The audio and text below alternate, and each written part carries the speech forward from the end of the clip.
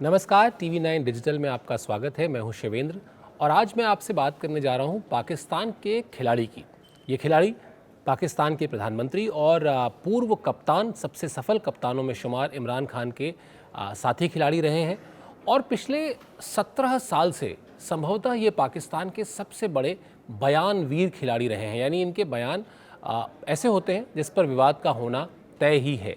इसलिए आज ये चर्चा हो रही है क्योंकि अभी जो ताज़ा बयान है उनका, वो भी दिलचस्प है, वो भी विवादित है और वो जुड़ा हुआ है पाकिस्तान क्रिकेट बोर्ड के चीफ से। दरअसल पीसीबी चीफ एहसान मनी का जो करार है, जो उनका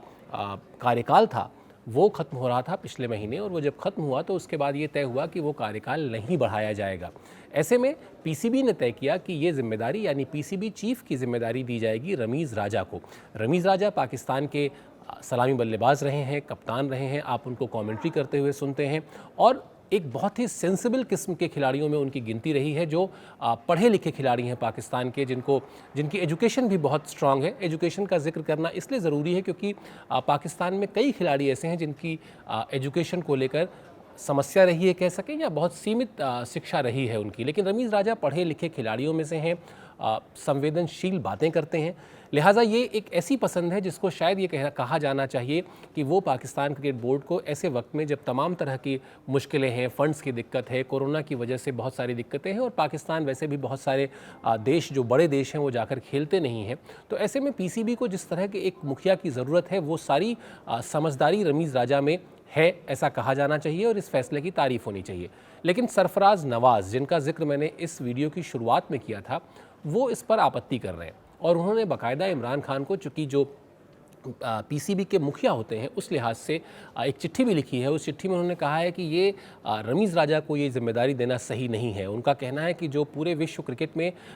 पीसीबी को बीसीसीआई से कमज़ोर आंकने वाला या बीसीसीआई को बेहतर बताने वाला खिलाड़ी जो है, वो रमीज़ राजा हैं और ऐसे में उनसे बेहतर होता कि ये जिम्मेदारी पूर्व क्रिकेटर्स में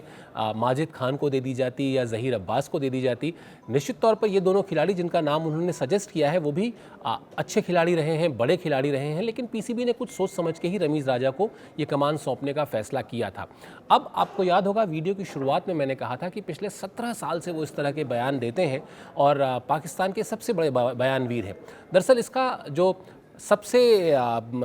कह सकते हैं प्रासंगिक उदाहरण है, वो मेरे पास इसलिए है क्योंकि 2004 में जब भारतीय टीम 14 साल बाद गई थी पाकिस्तान के दौरे पर, जब आपको याद होगा सौरव गांगुली भारतीय टीम के कप्तान होते थे, इंजमाम उल हक पाकिस्तान के कप्तान होते थे, तब भी सरफराज नवाज़ ने एक बहुत ही विवादित बयान दिया था और उन्होंने ये कहा था कि दरअसल ये पूरी की पूरी सीरीज़ जो है वो फिक्स है और उनका ये कहना था। और इसके लिए बाकायदा वो पत्रकारों को छोटे छोटे ग्रुप्स में अपने घर बुलाते थे, उनकी बड़ी खातिरदारी करते थे और इस खातिरदारी के बाद बहुत ही रहस्यमय ढंग से, बहुत धीमे से बताते थे कि दरअसल ये पूरी सीरीज़ फिक्स है। और उनके पास दुबई से इस पर बहुत सारे इनपुट थे। उनका कहना था कि दुबई से उनके पास फ़ोन आया था कि ऐसे पाकिस्तान हार जाएगा या ऐसे भारत जीतेगा। और वो सीरीज़ आपको याद होगा, ये वही सीरीज़ है जिसमें भारत ने वनडे सीरीज़ भी जीती थी और उसके बाद भारत ने टेस्ट सीरीज़ भी जीती थी और इसी सीरीज़ में टेस्ट क्रिकेट के दौरान वीरेंद्र सहवाग मुल्तान के सुल्तान बने थे। तो अब जो दिलचस्प बात है वो, और ये सिर्फ एक ऐसा उदाहरण नहीं है, ऐसे मैं कई उदाहरण दे सकता हूँ। उसके बाद उन्होंने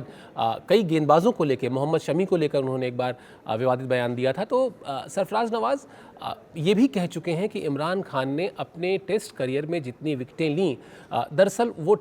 सारी विकेटें जो हैं वो बॉल टेम्परिंग की वजह से उन्हें मिली, क्योंकि अगर वो बॉल टेम्पर नहीं करते और रिवर्स स्विंग नहीं होता तो वो इतनी विकेटें नहीं ले पाते। तो सरफराज नवाज़ की ये झुंझलाहट कह लें या उनकी परेशानी कह लें कि संभवतः वो जिस कैपेसिटी में ख़ुद को चाहते हैं पीसीबी में या पाकिस्तान क्रिकेट बोर्ड के साथ और पाकिस्तान क्रिकेट टीम के साथ, वो उन्हें मौका नहीं मिलता और इसी वजह से उनका जो ये गुस्सा है, कभी फिक्सिंग का जिन्न, कभी राष्ट्र प्रेम का जिन्न, कोई ना कोई जिन्न बनकर निकलता ज़रूर है। तो इस बार तो उन्होंने बाकायदा चिट्ठी भी लिख दी है, लेकिन बहुत विश्वास के साथ कह सकता हूँ कि उनकी चिट्ठी पर कुछ होगा नहीं, क्योंकि उनकी जो पहचान है वो अब ऐसी ही बन चुकी है कि खिसियानी बिल्ली खंबा नोचे।